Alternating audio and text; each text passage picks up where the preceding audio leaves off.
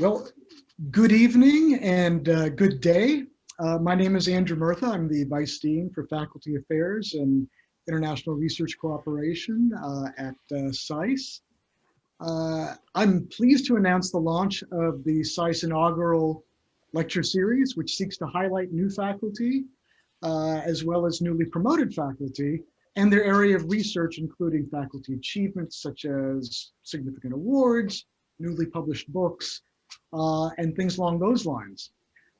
Through the series, we look forward to sharing the exceptional expertise and achievements of our world-class faculty with you all. The series will continue in the spring semester in 2021 and into the future.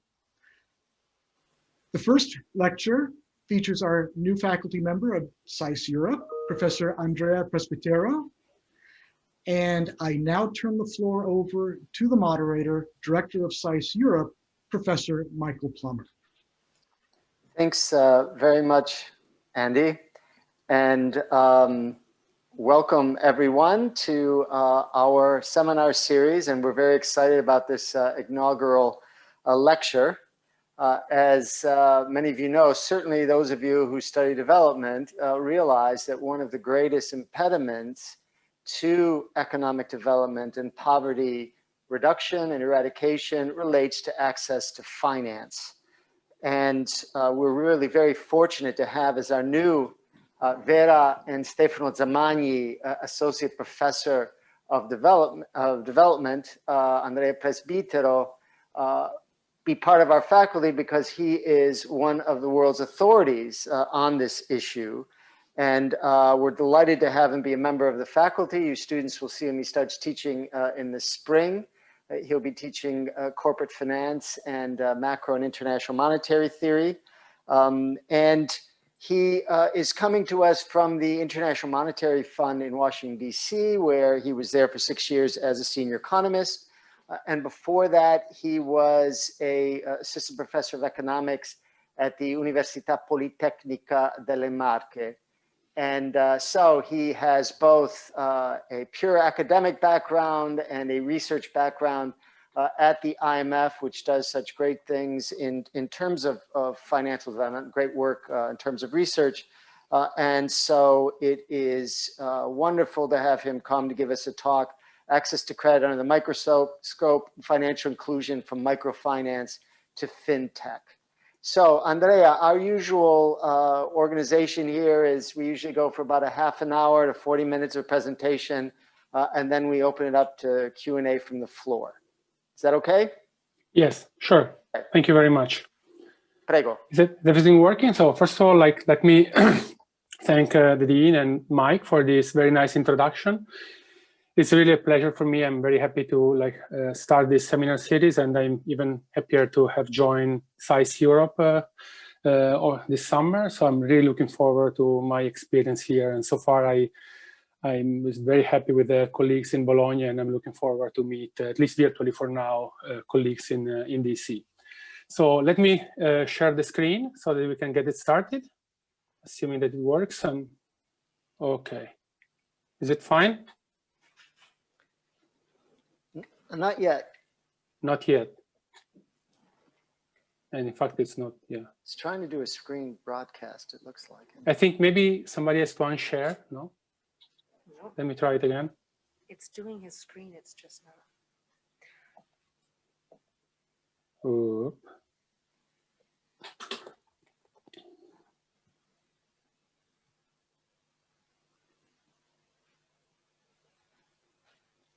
I don't know, before it was working? Yeah. Is it working?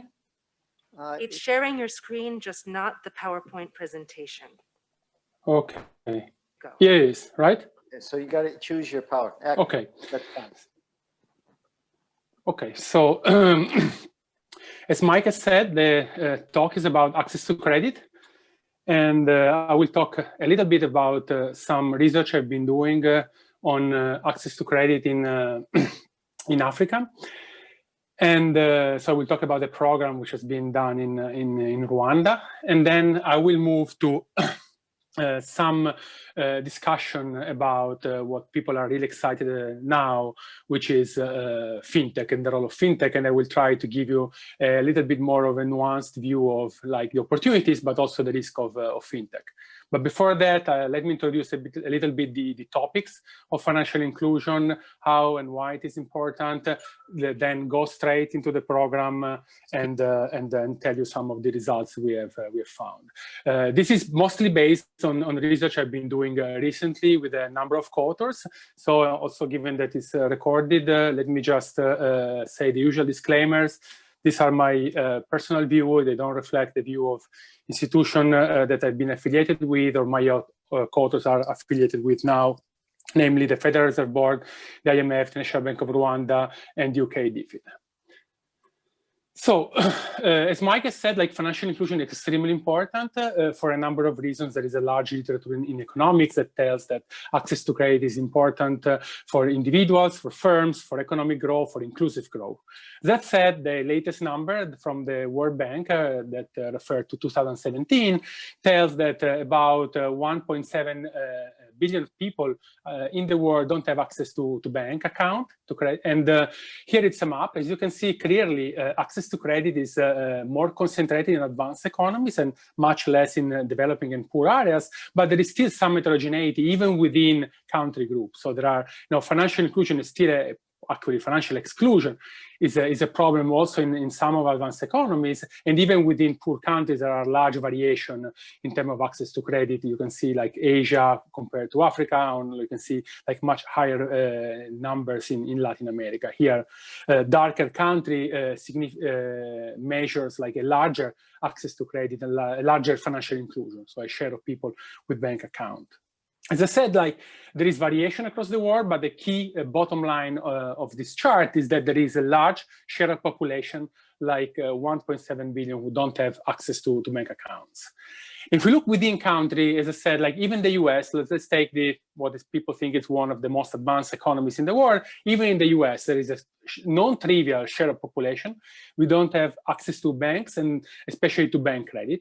It's about 5 to 6%. These are the latest number, which has been released by the FDIC just the other day. And what is important, it's even within countries, there's a lot of variation. In the US, there is a lot of variation, like spatial variation geographically. If you have a map similar to this one, but you plot US states or US counties, you see a lot of variation, clearly with much more access to credit on the coast in the richer areas and much less access to credit in rural and poorer areas of the country. But even like within people, there is variation. Like here, this picture shows that there's a large share of variation across income levels.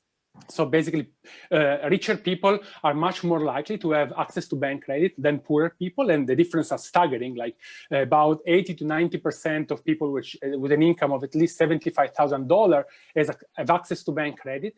This share goes down to 30% with people with an income which is lower than $15,000. But even within the income brackets, you see a lot of difference along a number of individual characteristics, and more important in the US especially is race and ethnicity. And you can find there is a lot of variation in access to credit if you compare like Black, Hispanic, and white people. So this is just to say that it's a very important phenomenon globally. It's a phenomenon which is very important even nationally, and it's not a phenomenon just of developing countries. It's a very important phenomenon even for advanced economies. And within advanced economies, there are some parts of the population which are much more exposed to be much more likely to be financially excluded.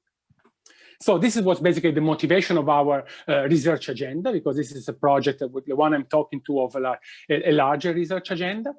As I said, about 1/3 of adult population is unbanked. And in the US, like 23% of households do not use bank or non-bank credit. And actually, 20% of these people are actually credit rational, meaning that they would love to have access to credit, but they cannot. So what we do in the paper I'm going to present is try to understand how is it possible to expand access to credit, and more important, how can we help people transition from a situation in which they are unbanked, so they don't have any relationship with the banking system, then they start getting some relationship through microfinance, and then they can move and transition to commercial banks. We know, and then again, there is a large literature going back to the late 80s in economic development that tells that microfinance can have very important effect for financial inclusion and access to credit. If you remember, like in the 90s, at some point, microfinance was perceived as sort of panacea, like an instrument to solve global poverty.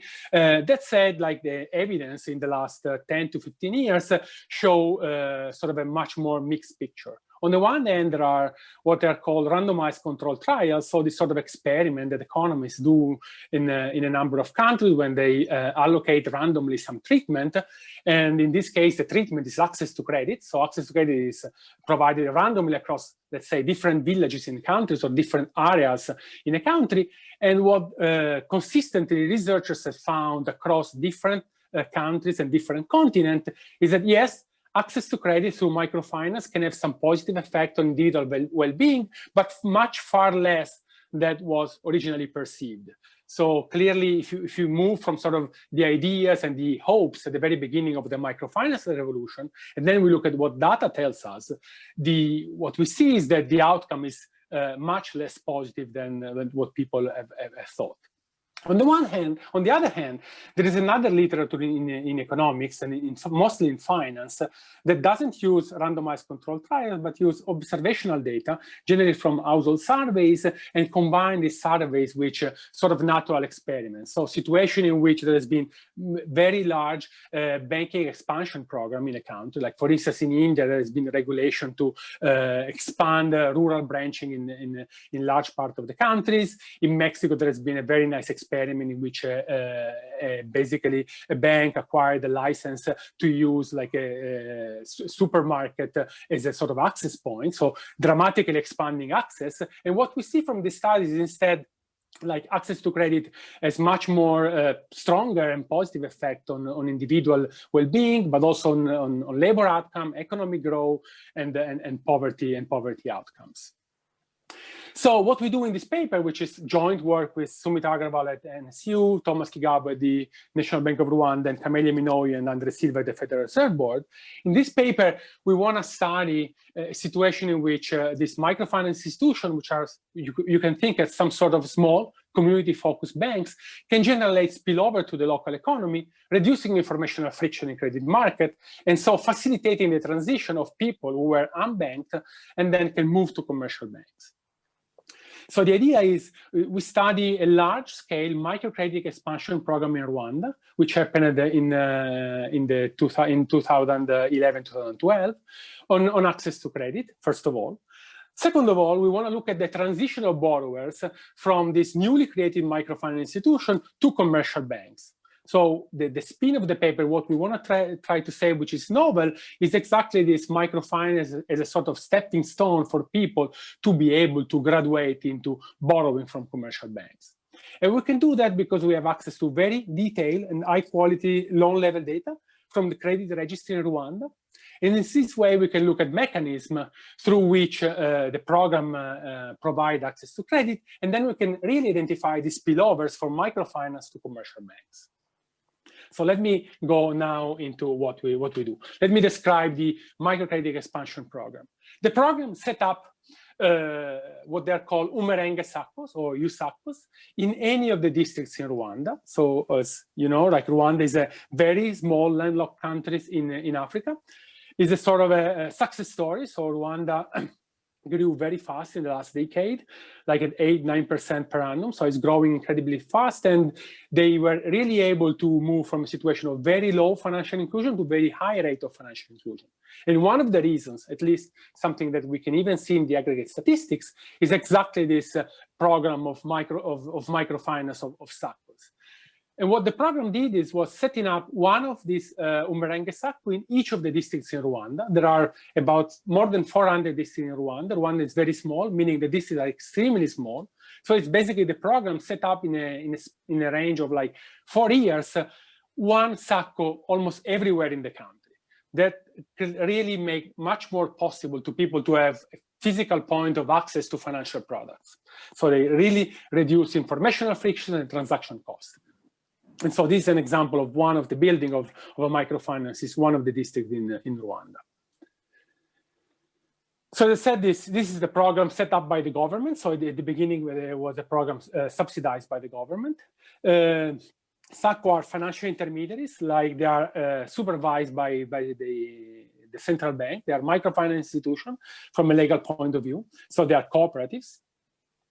And they're being set up exactly to provide financial credit at low transaction cost to people who are predominantly unbanked. So clearly the idea was to use the knowledge of the local community, because people in the SACCO have been hired from the manager to the loan officer from the local community.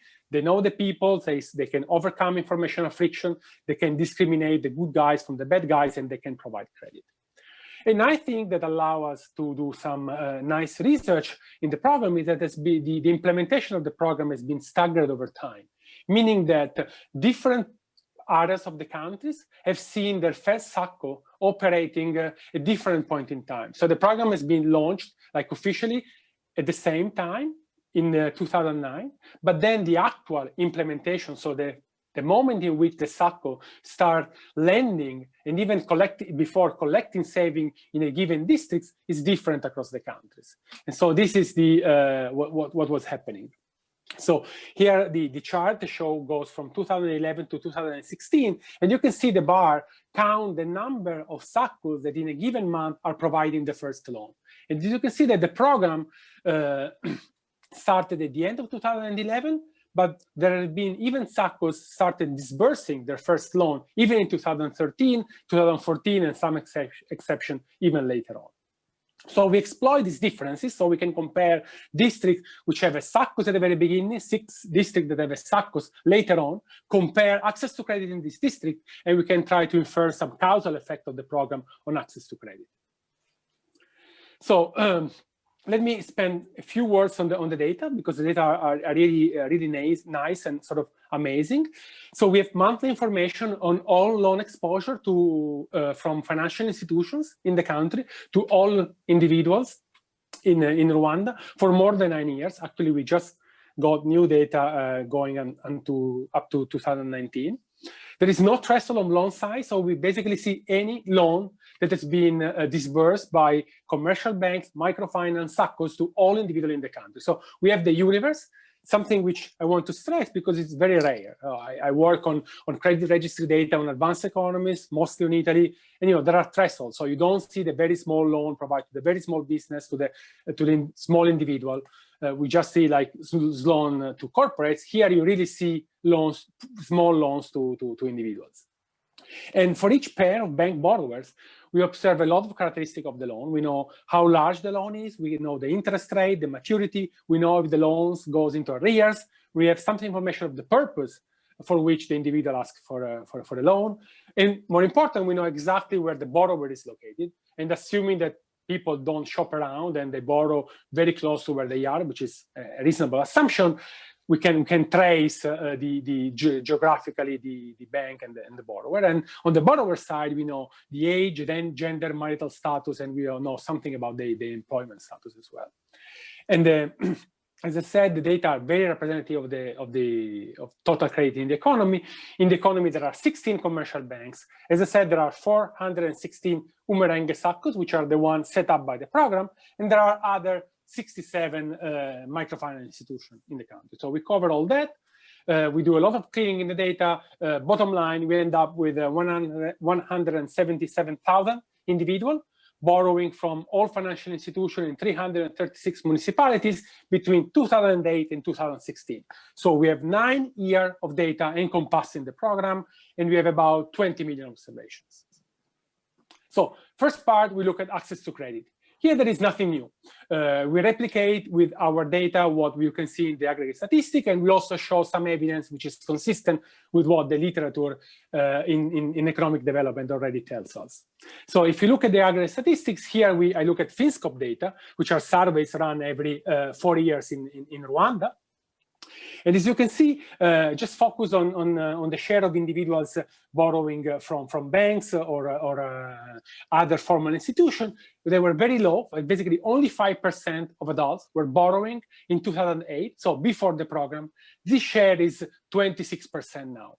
and is mostly driven by other formal category, which is basically these SACCOs and the other microfinance institution. There is a lot of individuals who were not borrowing at the very beginning, 73% of individuals. This share went down to 24%. So this is the reason why I told you before that Rwanda is a sort of very positive case study if you want to say something about success stories about financial inclusion. If you look at our data, this is a sort of a visual picture of what happened. On the left-hand side, you have Rwanda and these 416 districts before the program. And again, the darker a district is, the more loans per individual has been granted in that period. On the right-hand side, you see Rwanda and the sectors after the program. And you can see, like, visually, Rwanda basically lighten up, becomes much more darker. And so there is much more access to credit in the country before and after. So now we want to see if this expansion in access to credit can be driven by many things. We want to pin down the causal effect of the program. To do that, we have an identification strategy. Like in the interest of time, let me give you the intuition, and then maybe we can discuss if somebody's interested later. So the identification, we have some data when we look at the probability that a given individual in a given municipality in a given month as a loan, so obtain a loan from the financial sector. And the identification is we compare the individual before and after the arrival of a SACCO. And then we do a comparison also across districts, so geographically between districts with the SACCOs and without the SACCOs. So our key variable is post-SACCO dummy, which varies across time, over time, and across municipalities, exactly because the SACCO has been introduced in different municipalities at different point in time. So we compare the individual in a given district before and after the SACCO. In the same time, we also compare individuals at different in different districts with and without the SACCOs. And then we control for a lot of some individual characteristics and a lot of fixed effect which wash out unobservable possible driver of access to credit. Visually, that's what happened. So this chart shows you for each point, like the probability for each point in time, the probability the individual get access to credit before the program, which are the 3 dots on the left-hand side of the vertical line, and after the program, which are the 3 dots at the right of the vertical line. And you can see before the program, basically, the probability of getting a loan is not increasing. After the program, in areas in which there are SACCOs, then you see the sharp increase in the probability of access to credit. It's basically almost 4% increase in the probability of getting a loan. In the first year, it increases to 10% and 12%, 2 and more than 2 years after the program. So this is all lenders. So we look at all data, we pull all together, and what this picture show is that there were no pre-trend before the program. So if you compare district with and without the SACCOs, they were moving the same way. They were on the same path. After the SACCO arrives, in the one in which there is a SACCO, you see the probability of access to credit shoot up and increases compared to districts in which there are no SACCOs. Again, this is something which is well known in the literature. What is not well known is which are the intermediaries which actually helps and provide credit. And what we can see from this chart is that the access to credit that we have seen before is mostly driven by SACCOs. So it's blue dots are the probability of getting a loan from a SACCOs. The red dots are the probability of getting a loan from a commercial banks, and the green one are from other microfinance institutions. What is interesting is that the evolution of the probability of getting a loan from SACCOs basically mimics the aggregate picture, saying that SACCOs are really what are driving the average effect. So what we see is really driven by the program, by the SACCOs. But it was even more interesting is that there is sort of commercial banks that also start entering in the business and start lending to these people. At 1 year or 2, especially 2 years after the start of the program, we see that also commercial banks expand their lending. So it's not only the SACCOs, but there is already some evidence that there is some sort of spillovers to commercial banks that start lending to people. Let me get a bit more clear into this spillover effect. Commercial banks, as I said, like expand lending with a lag. And especially if you look at the data, we see that about 1 out of 10 first-time SACCO borrowers that need a second loan then switch to commercial banks. And if you look at the data, what we see is that when they move to commercial loan, they generally get better loan terms. So they get larger loan, lower interest rate, and longer maturities. So they switch because they get better loan terms. And the story that we have in mind is that SACCOs are able to provide credit, but among the pool of borrowers, there are some people who have like larger borrowing needs. Somebody think about some potential entrepreneur that need larger loans or multiple loans or longer term loans because they have to make longer term investment. SACCOs, for a number of reasons which we discuss in the paper, which are mostly from an regulation point of view and also from sort of business model, they cannot provide, for instance, longer term loans. So these people had to switch, and these people can switch to commercial banks.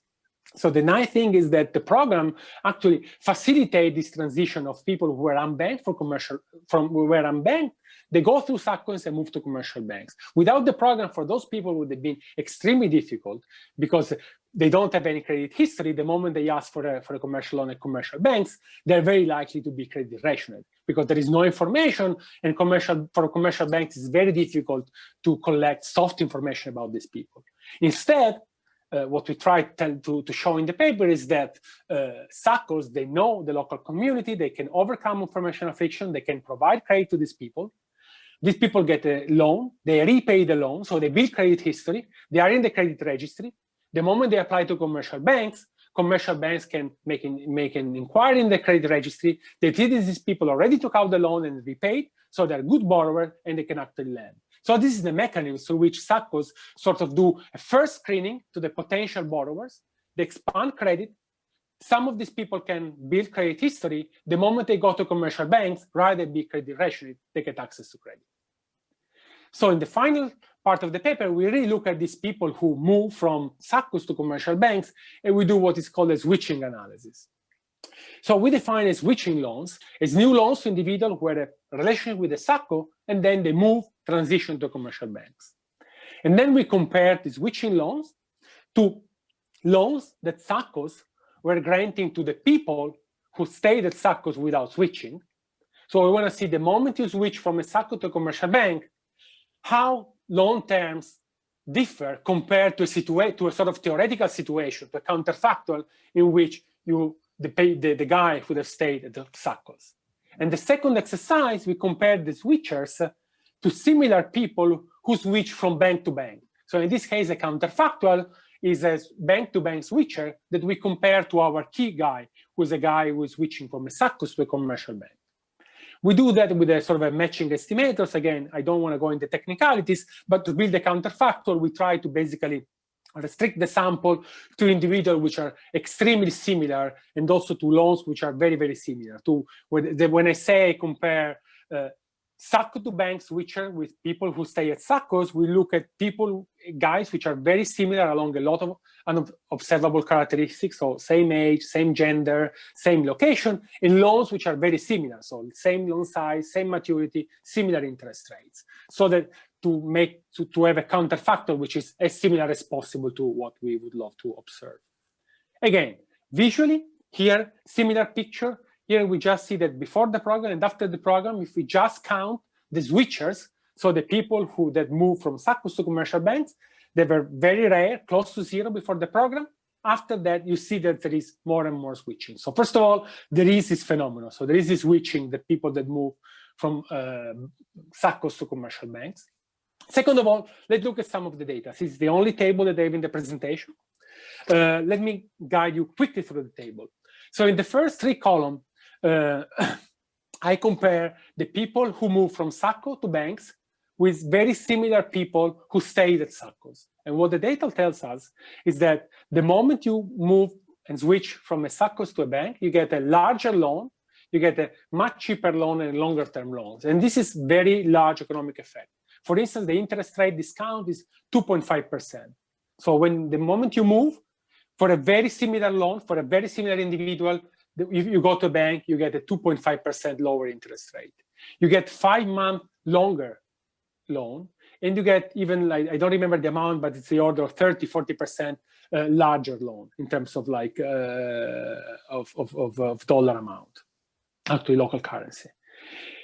If you do the comparison with people who move from bank to bank, there is basically nothing. Here there are some significant effects. If you do some more tight comparison, there is basically no effect. So what does it mean is that for people who switch from SACCO to banks, they basically don't pay any cost. They get very similar condition from people who were moving from bank to bank. So the moment they're able to graduate, they get very similar condition of people who are already commercial banks.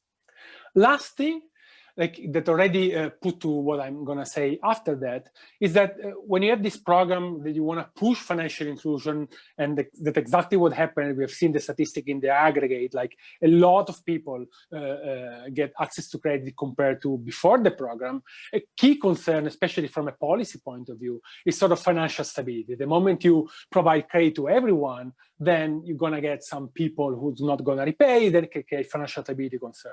Sort of the very simple example that comes to your mind is subprime crisis in the US. No, you go out, you lend to bad quality borrowers, and you end up in a crisis. Even in microfinance, there have been crises like in India, in Morocco, in East Europe. There has been a lot of crises because of this push for financial inclusion. The moment you expand credit too much, you lower the bar, you lend to people who are not worth credit, and then you end up in a crisis. So here we want to do something similar. So what's happening? Are banks really lending to bad people? The first three columns, we compare people who moved from SACCO to banks, remember? And we look at the probability that loans goes into arrears. So it becomes a sort of non-performing loans. And systematically what we see is that people that move from SACCOs to commercial banks are less risky than people that remain at SACCOs. This means that commercial banks, when they do the screening and try to get the borrowers out of the SACCO, sort of they poach and they get the best borrower, the high quality borrower from the SACCOs, and they leave to the SACCO the worst one. And if we compare the people who move to banks, to similar existing bank borrowers, you see there is no difference whatsoever in the probability that the loans go into arrears. Put the two things together, this means that commercial banks expand their credit 2 years, in 1 or 2 years into the program, they lend more, they get the good guys out of the SACCOs, the ones who are less likely to go into arrears and default eventually. And this pool of borrowers that they are able to attract is similar to the existing pool of borrowers. So commercial banks, they expand their portfolio without worsening the average riskiness of their portfolio. So let me discuss the summary of this paper. So we show that the program expands access to credit. There are spillover effects to commercial banks that expand lending. It's a sort of cream scheme among the microfinance borrower.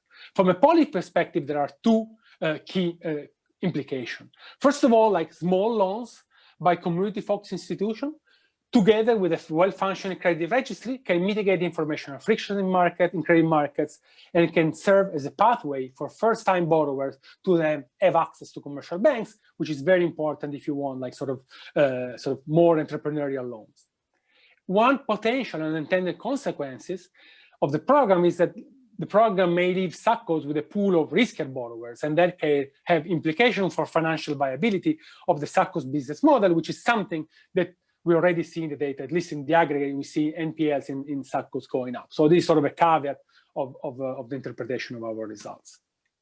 As I said, I start at the very beginning saying that we have some results on Rwanda, but it's a problem. Can be generalized. So can we generalize our results to developing economies? And we say yes for a number of reasons. So this transition mechanism can apply to a lot of instruments that we see, for instance, in the US. Like you can see, like government subsidized credit to SMEs is a way to build bank relationship. Secure credit card to individual firms, it's also the same. If you move to the US, you are not a US citizen. First of all, you get to secure credit card, and then only that you get a real credit card and access to credit.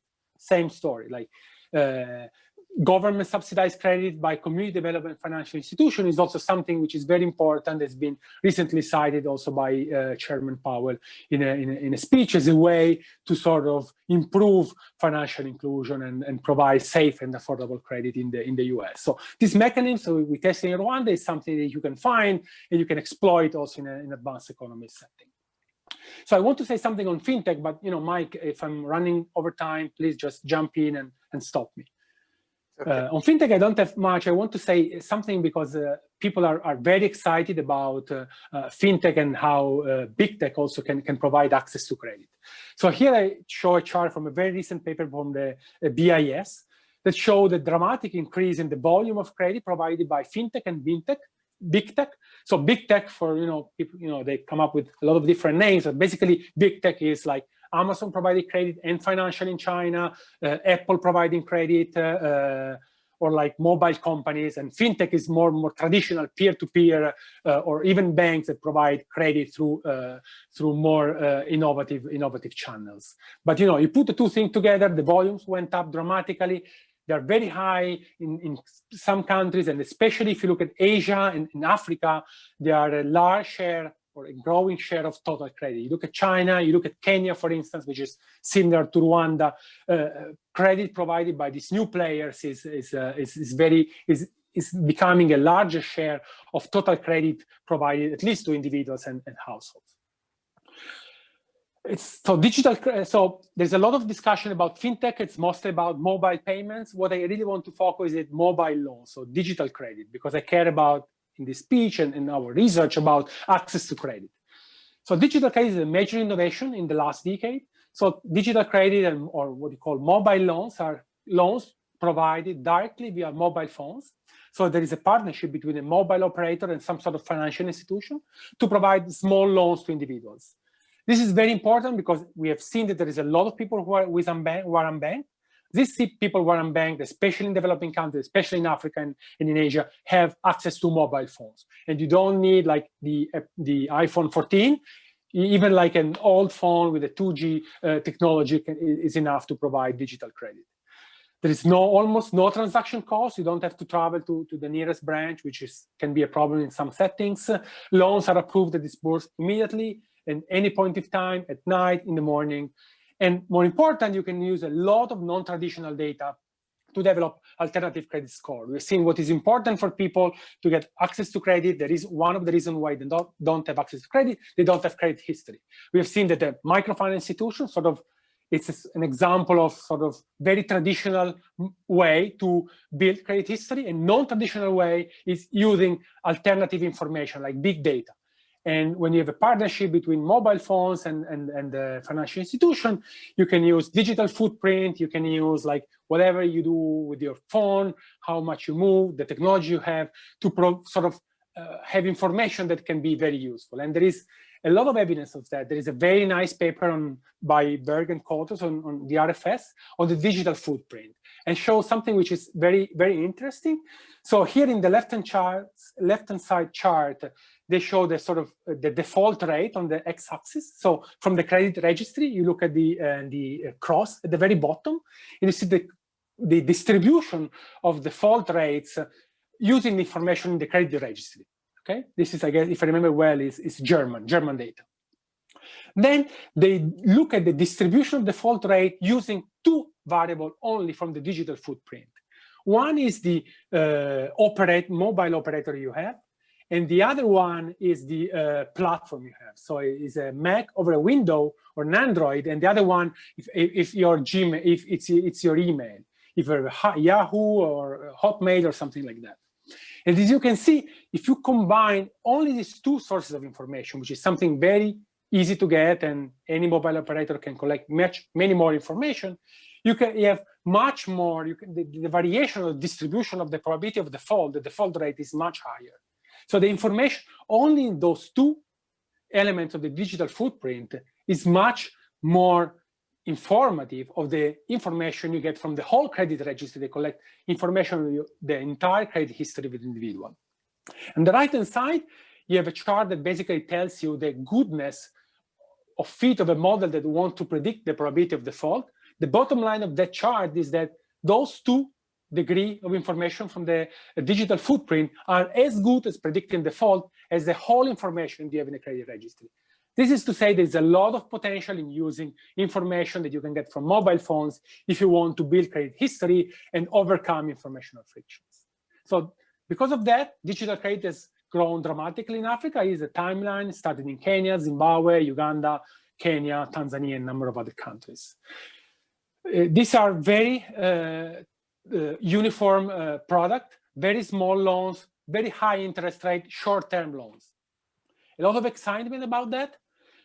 There is a big caveat on that, a big but about this product. This product, as I said, they are advertised as basically zero interest rate. It's true that it's zero interest rate, but it is about like a 9% facility fee, and there are loans which are 30 days longer. So basically, you put a 9% loan or a monthly loan, you compound the interest over a year. The interest rate is larger, is greater than 100%. So they're extremely expensive. The moment you don't repay, you have a lot of fees. You have penalty fees, your facility fees shoot up. So they are very expensive. So we were really interested in trying to understand how it's working. We have a couple of projects on that. I don't have like strong results to show you, so let me rely on some statistic which has been provided by CGGAP and other institutions who have been running surveys. So these are statistics in Kenya and Uganda. First of all, they show that digital credit is growing a lot in East Africa. Now it's growing also in West Africa. Like 1/3 of mobile phones over in Kenya and 1/5 in Uganda taking out the digital loans.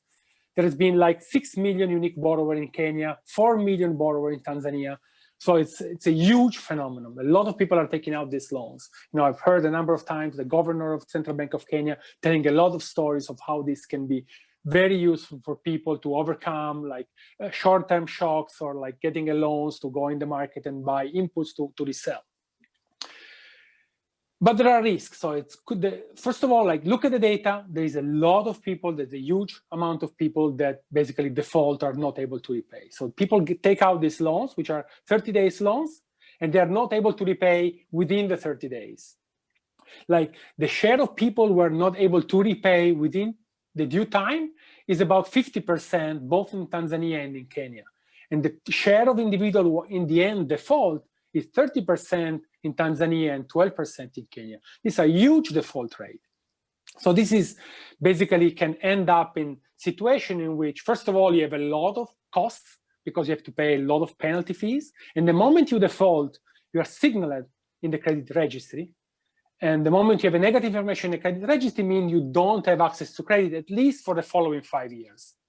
So potential risk is that this instrument, these mobile loans, are used as a sort of very cheap screening device. You provide loans to everybody. Everybody who is applied is automatically approved. They get a loan. They repay, they don't repay. From a bank point of view, it's not a huge cost because the loan is very small and the profit they make on the fees is extremely high. After a number of rounds, you can screen who are the good borrower and the bad borrower. We are left off with a pool of good borrowers, which are extremely profitable. And that's a very good business, but there is a lot of people who are basically out of the market. So this is resemble a lot like payday lending and predatory lending in the US, for instance, exactly because the industry is highly unregulated and it can lead up to a lot of increase and spikes in personal debt. So it's a sort of concern that's been pointed out by a number of institutions. So with that, and I know that I'm already late, I stop here and I'm happy to take questions if you have them. Thank you very much. Thank you. Thanks so much, Andrea, for that interesting presentation. It was a paper and more, and I think as a inaugural lecture, it was very useful to demonstrate where your interests are and other things that you've done. And so let me, a few things. One, let me suggest that, Andrea, you stop sharing your screen. Yeah, I'm trying to do that, yeah. And secondly, we'd like to entertain some questions both from people in the auditorium and in Zoomlandia. But if you're going to ask a question via Zoom, let me suggest that you do so in the Q&A rather than the chat session. So let's begin with Professor Anna Hartmann. We already have some interesting questions. Well, thank you very much, Andrea, for this interesting presentation. I have two questions. One is, do banks pay the SACCOs for the screening? You presented that the SACCOs are subsidized microcredit schemes, and essentially the banks use the knowledge of the SACCOs in the SACCOs to the screening essentially for the banks. Screening and monitoring of small rural loans is extremely expensive. Microfinance loans therefore have very high interest rates. Not surprising, as you said, when you go to the bank, it gets lower. But if they don't get paid, we're essentially looking at a cross-subsidization from the microfinance to the banks. That's my first question. Second question is, what does it do to the microfinance institutions if one uses it in this screening and monitoring? You didn't tell us that much about the SACCOs. I take away they give individual loans subsidized by the government. Now, if you take off the more potent, the more credit-worthy clients from the microfinance, I assume the cost of subsidizations would go up because you lose those who actually pay. You have the relative share of non-repayments should go up. That's a justification. You can subsidize that from the government, but there are many microfinance institutions which operate a different system where you essentially have a social capital, you have a savings association supported by outside funds, and the insider collaboration assures that the right people get the program and repay. Isn't there the danger that at least that kind of microfinance model, the social capital could be eroded by using that insider knowledge and collaboration, by singling those out who do well as opposed to those who don't do well? Thank you. I answer, or do you want to take questions, Mike? You answer that one. It's up to you, of course. But yeah, no, I can answer quickly. Like, so on the first point, no, on the second point, like on the subsidy. So the subsidy is initial. It's put the government at the very beginning. Then the moment the SACCO break even, the subsidy is left. And by 2014, if I remember well, 2013, 2014, there is no subsidy. So the cost at the very beginning and the subsidy is basically money to build physically the SACCO, to hire and train the staff. That's the only subsidy the government put. That said, it's money. And as you sort of hinted in your question, it's a government choice, like it's a policy choice. If the objective of the government is to expand access to credit, what the paper says, it's money well spent. Clearly, the implication is also, as you said, there's a sort of cross-subsidization because the money is basically subsidizing the commercial banks who can take advantage of the screening process done by the SACCOs. But in any case, you need to find a way to do this sort of screening and build credit history. And the reason why I wanted to say something quickly about like mobile and digital loans is that, to me at least, this sort of more traditional model seems so far a bit more successful than the alternative, one of the alternative strategy, which is like just providing these mobile loans to almost everyone. On the, as you said, like what's happening to the SACCOs, you are right in the sense that, yes, they are sort of left with the pool of somewhat bad borrowers. Unfortunately, we don't have like sort of balance sheet information at the SACCO level. We're trying to get those. We look at aggregate statistics and we see that, as I said quickly, like NPLs are going up. And in fact, that the regulator, the central bank, is pushing for some sort of list of like IT and admin functions at the central level to reduce costs.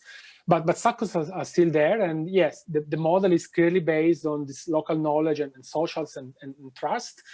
I don't know how to answer the question about if it's singling out people who can make it and people who don't make it. That one I honestly don't know, but the concern about like commercial banks taking advantage is a good concern. Also, like talking with the loan officers, what they say, that clearly it's another reason why the subsidy can actually go to the commercial banks, because these people are hired and trained to be a loan officer. If they work decently, then they can move to commercial banks that pay much higher salary, and then the SACCOs are left with another guy to train at their own expenses. So yeah, it's the subsidy goes that way, and it clearly depends on what the government wants to achieve.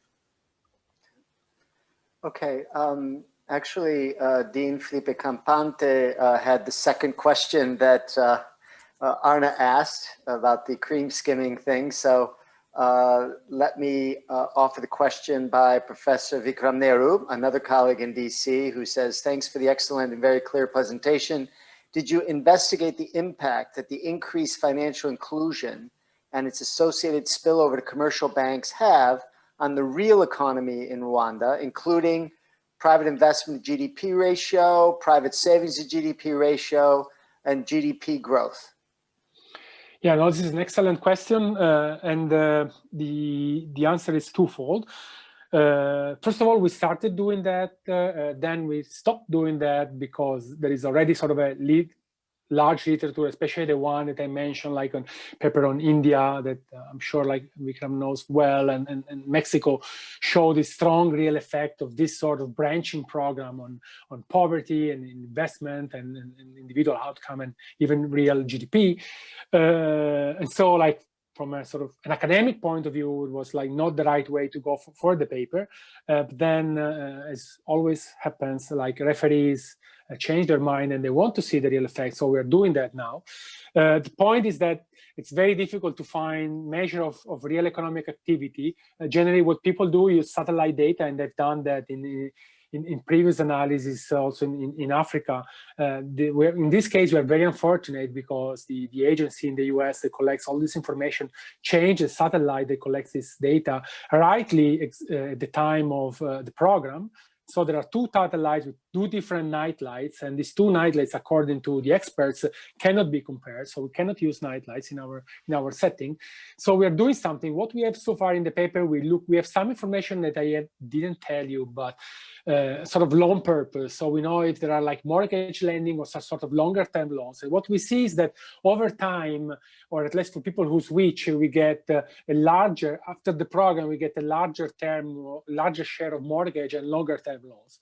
This suggests that these are loans which are more likely to deliver a real effect than short-term consumption loans. That's something. And now we want to do something on, we should be able to get some information on poverty rates at the local level, and we're going to try to find something on that. What I can tell you is that if you look at the more aggregate statistics at either the sector level, meaning the municipality, go at the district level, when you have like about 40 districts in Rwanda, then you can see that in the time series, there is a lot of real effects and there is some variation. Clearly, like, again, from a paper with 14 units is difficult, but I'm confident that the story holds.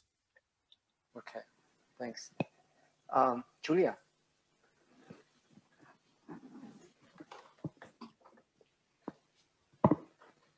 Thank you. Hi, Andrea, can you hear me? Yeah, sure. Great. So I had the same question that was just asked online about effects on the real economy, but more on a micro level. I'm not going to repeat the question, but if you have anything to add about actual effects of access to credit for individuals and businesses at the more micro level, I'd be interested in hearing your views on that. But then my question was on sort of incentives for banks to cover those areas that are a bit more remote. And I mean, it seems like this is a really profitable business. Of course, it's profitable because they already know who are the trustworthy borrowers and who aren't. But, and I think the argument you're making is that they now go in and provide credit to these people because they can get over the asymmetric information and they now have a history and all that. But I'm wondering, is that the end of the story? And what kind of infrastructure do they have at the district level? Did they already have branches there? Is there an investment they have to make that now seems worth it and before didn't seem worth it? yes, what is going on the bank side, I guess, which I guess has relevance also beyond Rwanda. It kind of helps us understand why isn't traditional banking reaching there, and can we expect it to reach there in other places? Yeah, no, thanks. This is also like a very good question, also because allow me to go back to something that I skipped in the presentation, which is say a bit more about the reaction of commercial banks. So what I told is that, or the story we try to tell is that commercial banks like use information in the registry about borrowers to expand their credit. What we see also in the data is that they really branch out. So they build new branches in the country, and clearly, like as I said at the beginning, like Rwanda is a little bit of a peculiar case because it's a country which has been growing like crazy for a decade or so. So like all the indicators were going up, like private credit, like number of branches per capita from commercial banks, microfinance. So the trend is all upwards, but you really see that commercial banks are expanding branch networks more in remote areas, and especially more in areas in which they were not present before the program, and even more in those areas in which, on average, the pool of borrowers is less risky. So we see that commercial banks are overall expanding their network. They are going much more likely into areas in which they were not present, let's say in 2008 or 9 and 10, and even more in these areas which there are potentially a larger pool of, let's say, safe and good borrowers. So that's what we see in the data. So they really branch out. So that's the implication that we find. It is consistent with the fact that they can lend, and definitely it's profitable because, again, remember it's you know very well, but it's Africa, and lending rates are very high and they are sticky. They don't move from monetary policy. They don't move with anything. So the lending rate at SACCOs or microfinance is 24%. If I remember well, the one at commercial banks is 18% with a variation of plus minus 0.001 basis points. So it's a lot of, it's very profitable. So for banks, my reading is that they can really expand their portfolio at basically almost no cost, since they are not bringing in higher risks. What would be interesting would be to try to see how this plays out in a crisis time, like now, for instance. No? So when I presented the paper the first time, I said, it would be nice to see when a crisis will come, and who knows. And now we are in a crisis, so we just got the data for until late 2019. I guess if you wait 1 year more, it would be really nice to see what's happening now, and if are really commercial banks and pick up like riskier or not. But that's a question for the future. On individual, as I said, I really wanted to say that our data are really nice because for the setting and having administrative data at the loan level in low-income countries is really unique, especially because it's a universe of loans. The downside is that we cannot match those data. We can match with the banks, but we cannot match with the individuals. So we know information individual only very simple demographic that are in the registry, so gender, age, and this kind of stuff. On that, we cannot say much. As I said, like we can see a little bit of people that borrow more for mortgage and longer term loans, and we can now we get the new data, maybe we can try to push, we have some information about if it's loans for education, health, maybe we can do something like that. Heterogeneity of the borrower level, it's impossible. We can do that, and we did that, but the point is that there is no identification because whatever we find, if we find that women are more included and get more access to credit than men, we don't know if it's a demand story, if it's a supply story. So actually we find that access to credit is much more prominent about men, about, I guess, older men, and now I don't remember, but it very reasonably could simply be like larger credit demand. So we cannot say anything like that. Okay.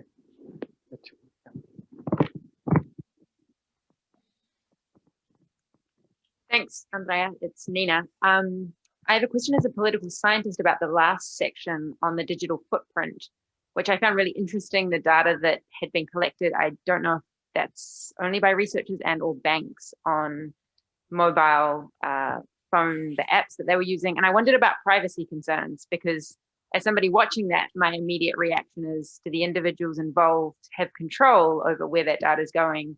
And are they then being disqualified for loans because they've downloaded Gmail and not Yahoo, or vice versa? Yeah, no, that's a very, very, very interesting issue, and I guess there is a lot of research now. And the disclaimer is that I'm mostly so far a reader of that literature rather than a contributor. So, but I hear you. Like these concerns are real, and like the problem, the way I see it is a problem of sort of market power from the lender perspective. There are very few big players, like even like the number like that I said in Kenya and Tanzania are huge, but maybe you can see statistics where there are like 30, 40, 50, if I remember well, like mobile operator, but in the end, like there are few one like M-Pesa or like everything which is related to Vodafone, which are the key ones in the country. And they get a lot of information you get from mobile phones. The bright side is that, and that's what I've seen a lot of papers showing, is that yes, that's a way to overcome informational frictions. It's information it's already collected, and they can use that to build your sort of credit history. The darker side, I see two perils. On the one hand, there is the risk that you can discriminate.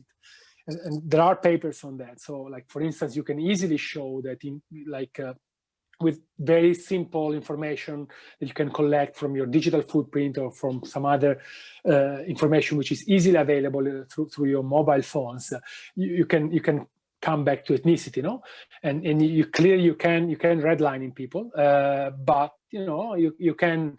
With observables, you can be very close to say, okay, I can use ethnicity or race as a way to measure your credit worthiness. So that's a concern, and that has been like shown and studied already.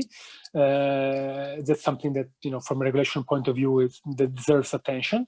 The other one is like, as I was mentioning, like sort of market power. Like there are like papers like on China. There's a lot of paper on China. The problem with China is like, at least this data, like a lot of papers on financial, which is a huge provider in China. And the point is, every time there is no replicability in studies, you should be a bit cautious on that. But there's one analysis on financial which is extremely interesting. But in that case, the way it works is that the platform. But imagine even Amazon providing credit to you, and Amazon is also the platform where you as a small business sell your products. And what the platform can do is that if you don't repay on time your credit, they can put you out of the market. You can prevent you to sell in the market. So on the one hand, clearly that gives you a lot of power and to create discipline from the lender to the borrowers, and that should reduce non-performing loans and default rates. On the other hand, gives really a lot of wedge and leverage to the lender, because it can the sort of it's not like going after a collateral and repossessing a collateral, which could be like complicated and take time. In that case, you say, okay, you're not gonna sell in the marketplace from tomorrow. I think there are issues that deserve a lot of careful scrutiny. As I said, I haven't studied that too carefully firsthand, but I think there are all issues that deserve a lot of attention. Okay, thanks. Yep. Anyone from the floor? Hi, I'm David. You have no idea who I am, but thank you for this cool presentation. I guess I'm curious about trust and trust building. I think it's really interesting, how widespread these SACCOs became throughout Rwanda. You mentioned moving into West Africa and then maybe taking some of these lessons to the developed world. I think the biggest issue, at least in my experience with underbanked and non-banked people, is trust within the financial system. And how do you envision, what were your success stories in Rwanda in building that trust within the SACCOs? And then if you're moving into places like the United States where people actively don't bank themselves because overdraft fees, withdrawal fees, things within the banking system make it easier to do a check cashing service, or other locations, maybe in West Africa, where you feel more comfortable saving with a women's collective or a group of people that instead of this random banker that lives 5 hours from your house. what lessons have you learned in Rwanda, and how do you envision, kind of building that trust in places where this system is completely unknown? No, yes, that's a good point. We try to say something like when I do some parallel with the US. Let me elaborate a little bit more on that. I think the experience of Rwanda is sort of, brick and mortar, like traditional way of like you build an institution based on trust and the local community. That's exactly the business model. Like the people like in the governing body of SACCOs are elected, they are volunteers, they're not compensated, so they're basically the local leaders in the community who take responsibilities, and the sort of the manager and loan officers are all hired locally. So that's the way in which trust works, in a way like you can overcome the fact that people don't trust institutions, that especially in Africa is extremely prevalent, and that's why people don't go to bank. If you look at surveys, yes, like distance, like physical distance is a most important barriers, and lack of money, and the other one is definitely trust. So doing these things locally, I think it really works, at least even like the way when I talk like to loan officers, like for instance, most of these loans are uncollateralized. Clearly, when there is some collateral, it's like movable collateral. Maybe it can be a cow, an animal, or something like a motorcycle. And there is no registry for movable collateral, which is a big problem in many developing countries in which the collateral is a movable one. And without registry, it's impossible. It's completely useless to have a movable collateral.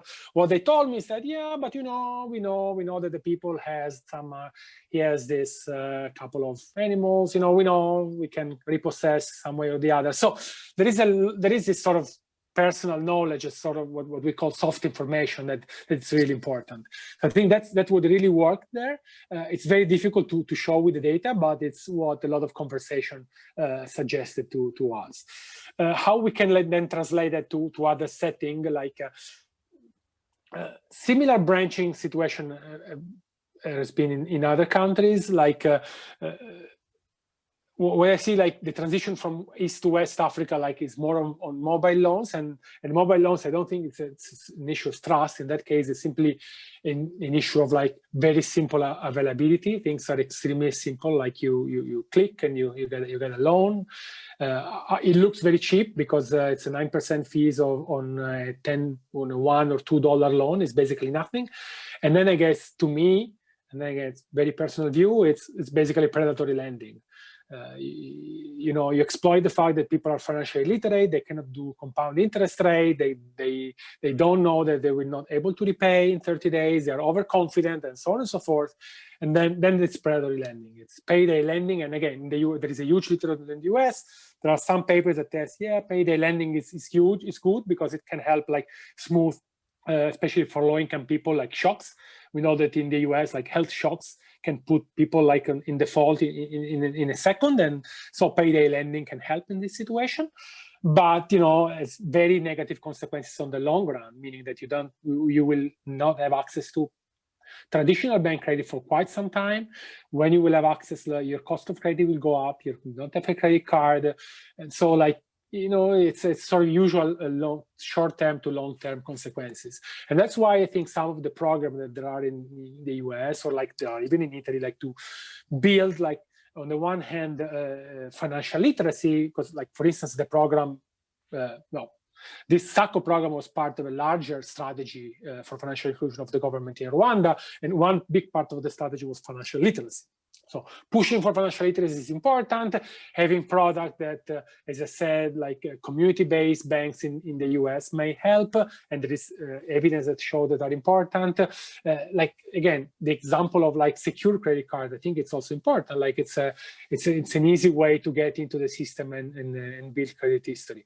But again, like for what I know, and from the US, like from the key concern is more like the costs of a product. So people who don't have credit is because they think it's very expensive, and for that, again, I think there is an issue of like lack of competition and market power in the US. Look at the credit card market. Look at the high interest rate, high fees, how they don't move with the cycle and monetary policy. It's all indication. Like look at bank profitability in the US, it's all indication that there is a big issue of like market power and competition. Okay, we have another question from Zoomland by Gude Abale, who's a second-year MAIA student, who says, "Thank you, Professor Presbitero, for this very interesting discussion.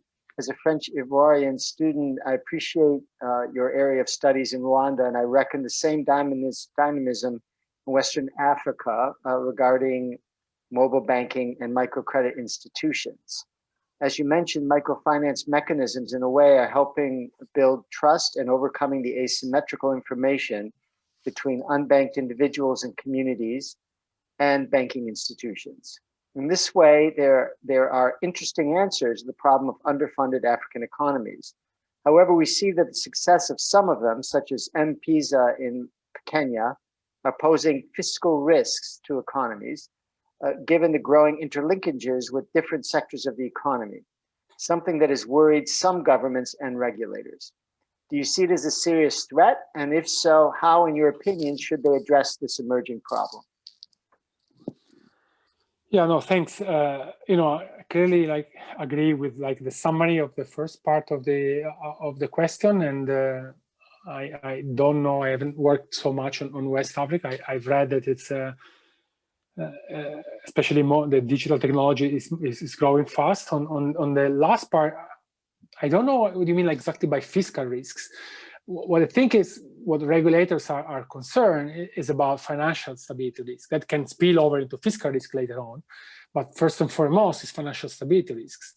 And then, yes, I think it's important. It's a relevant problem, especially because people tend to think maybe that since we're talking about microfinance and or small loans to individuals, and we're not talking about big syndicated loans to corporation, then we're not going to have financial crisis or anything like that.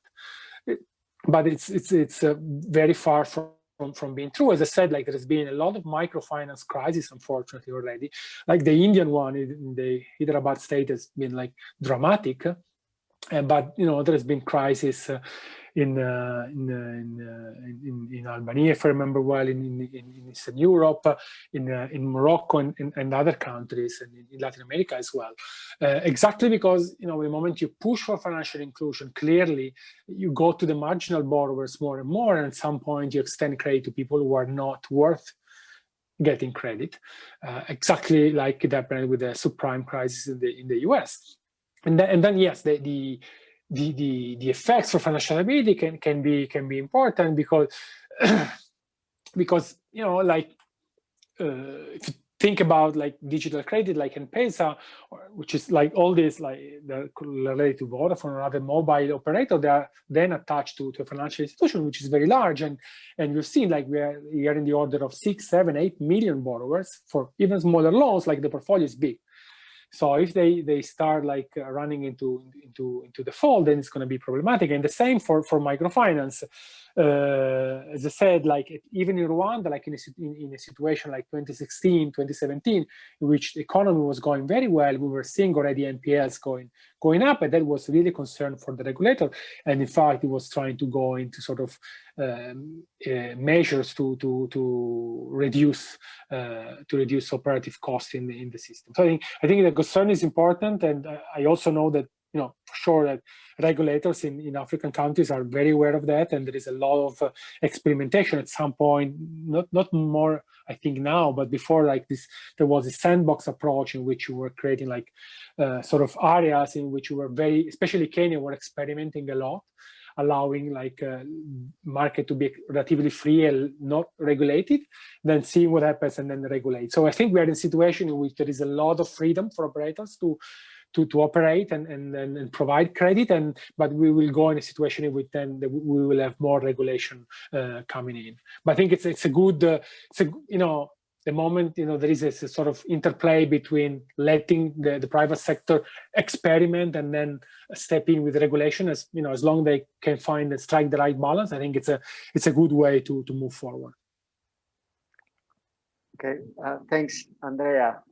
That's it in terms of questions, but I'm wondering if we could keep you a little bit longer since this is an inaugural lecture and ask you what your immediate plans are in terms of research. Yes, sure. No, first of all, like, since we have an additional couple of minutes, I just want to thanks all of you. Like,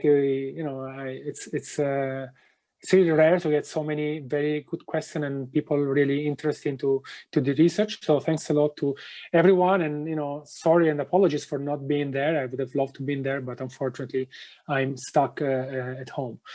So hopefully there will be opportunities to see and present all in person very soon.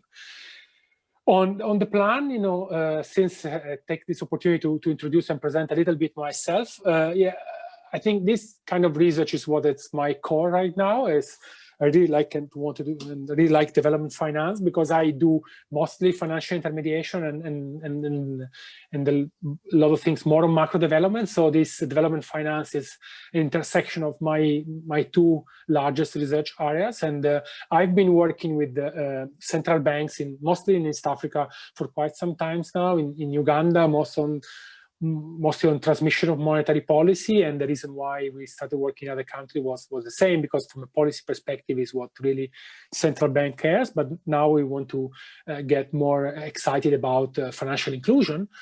And so I have this project with Rwanda, this paper that I presented, which we are revising right now because we finally got new data. What is, I can say to maybe prospective students, that it's a lot of patience to get all this data. It's a lot of work and a lot of negotiations, but it's fun.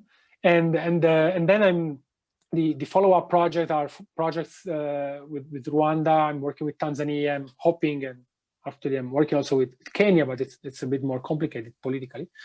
But the idea is to do something on this fintech, because as I said, there is a quite established literature saying what I think it's maybe a little bit too optimistic view of digital credit as a way to include people and help them weather the shock. I agree that it's probably true, digital credit is very important to provide access to credit. It's probably good to help people mitigate shocks when happen, but it has a sort of a dark side, and I would like with my co-authors to go more into this dark side, to overall provide a more nuanced view of pros and cons of this new instrument, because I think, especially coming from the IMF, policy institutions are extremely excited about fintech. I tend to have a quite biased view that, it seems to me that fintech is like microfinance 20 years later, and microfinance turned out not to be the solution to global poverty, and I don't think that fintech, I don't know if fintech will be the global solution to access to credit and global poverty. And then, so more concretely, we have some information now on Rwanda, on these digital loans that are provided from Mocash with the operator, and want to see and basically test what I told you, look at survey data. We can see in the registry that a large share of these people are not repaying these loans. So we want to see what happens to those people. Are they excluded from the market? If they had a credit from a commercial bank, then they stop getting those loans from commercial banks, or maybe they pay higher interest rates. So which are the penalties associated to maybe not repaying short mobile loans? That's what we want to do. And we have a similar project in Tanzania. We're trying to get similar data. And in that case, we also want to try to see an aspect that generally, I'm surprised they come out with a question here, which is generally what people ask is the relationship with informality. So a lot of people get informal credit. And so we want to see what happens. It's this traditional program like the SACOs or digital credit, what can do to informal credit? Because we know that informal credit is very important, but we also know that it's extremely expensive, pawn shop and other things like that. They're very expensive. So we want to see which are the interplay between the informal market and the formal credit markets. So this is basically what I plan to do on that. And then I have a number of different projects, like more monetary policy in advanced economies, sovereign debt, World Bank projects. And tomorrow, actually, I'm presenting with the group of economists in the SAIS, a paper that I have on the debt service suspension initiative, which has been just recently agreed upon by the G20, the World Bank, and the IMF. Okay, thanks very much, Andrea. I think this research is very interesting, very SAIS-like. It's very solid empirical work with clear policy applications. And so this looks really interesting. And I'd like to say to everyone that's out there that Andrea has organized a presentation by the IMF for the World Economic Outlook on November 2nd. So if you can make it for that, please do, because one of the authors of the report will be presenting it. So nothing left but to ask you all to join me in thanking Andrea for his very interesting presentation. Thank you very much.